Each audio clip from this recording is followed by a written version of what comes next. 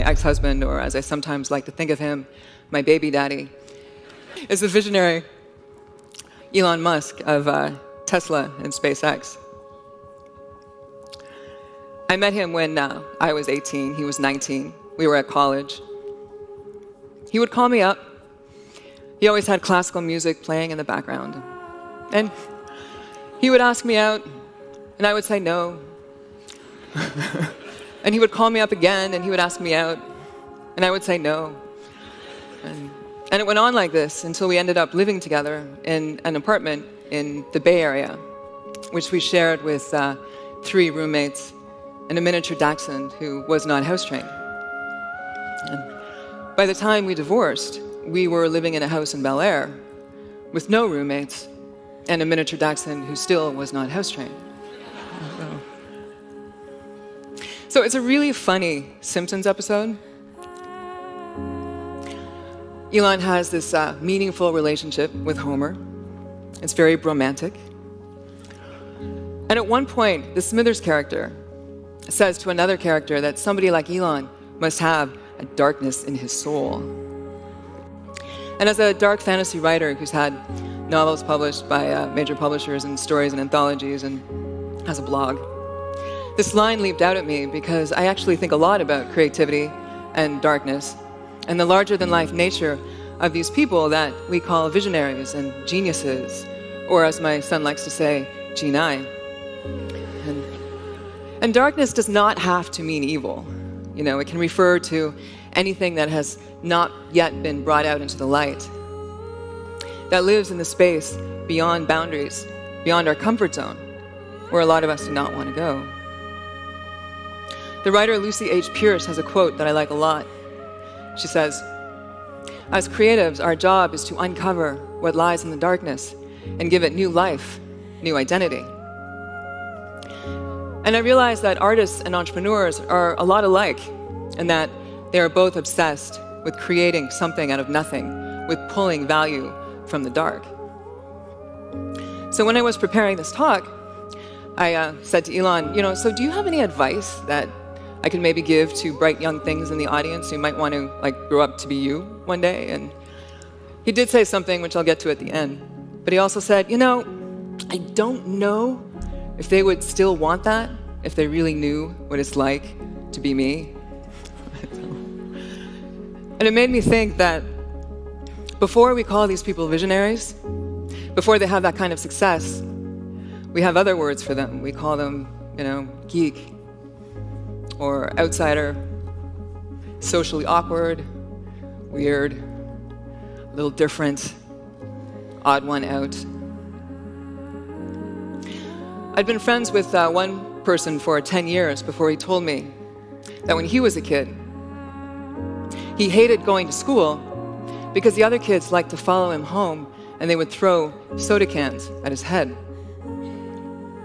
So he sought refuge in computer games, which got him into coding, which led to the creation of his first company, which he sold by the time he was in his mid-20s, so, nobody is throwing cans at him now.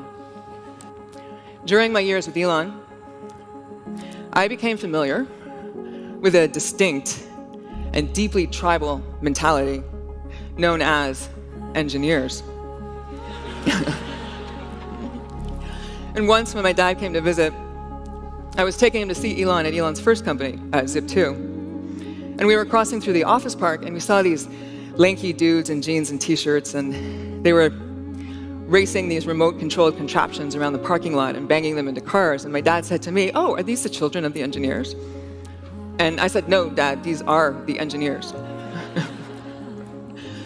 And when Elon and I would travel, and we had to fill out those forms at customs that wanted to know your occupation, Elon never wrote down CEO or King of the World or Studley International Playboy.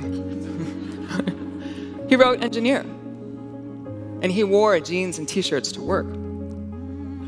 And whenever we went shopping for clothes, or later consulted with the stylist whose name was Martin, he would say, No, you don't understand. I can't look cool or hip because I have to look like an engineer. And one of the things that he told me although I don't know if it's as true now as it was back then, was that engineers could not quite figure out why it was that the suits made the big money when it was the engineers who actually built the stuff that they were selling. And meanwhile, the suits would listen to the engineers talk, and they would have no idea what they were saying. And that's when I realized that Elon was somebody who had learned to speak both languages, and he could move between the tribes because he was an engineer in a suit, and he brought together worlds.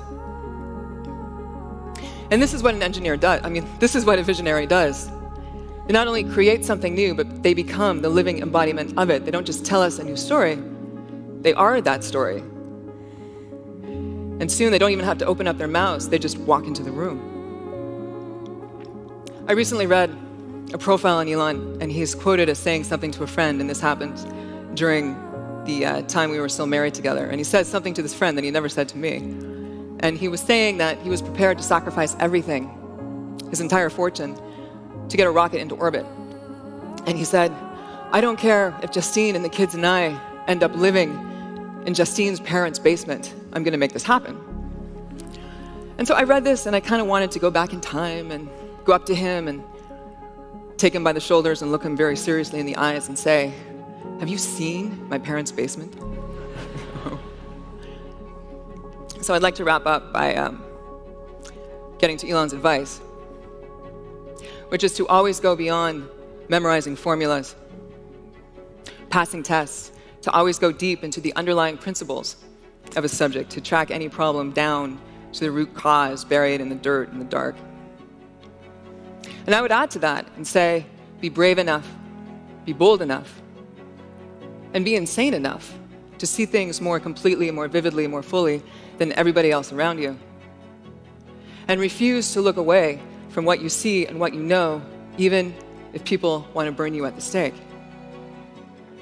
Because visionaries, they take all that passion and their badass personalities and their mad skills and the mastery of their chosen subject matter, and they use it to put themselves on the line, unlike anybody else you'll ever meet. And it's this that allows them to open up windows into another deeper reality in which transformation is possible and things of awe happen on a regular basis. Because in the beginning, we don't trust them because we think they're crazy, but by the end, we trust them because we know they're crazy. They're crazy enough to accomplish anything and risk it all in order to bring us something new to believe in. They might make lousy husbands and terrible wives. They might be the friend who never sends you a birthday present and forgets to show up for coffee. But they bring light to the dark, and they show us the universe. Keep the channel open. Thank you.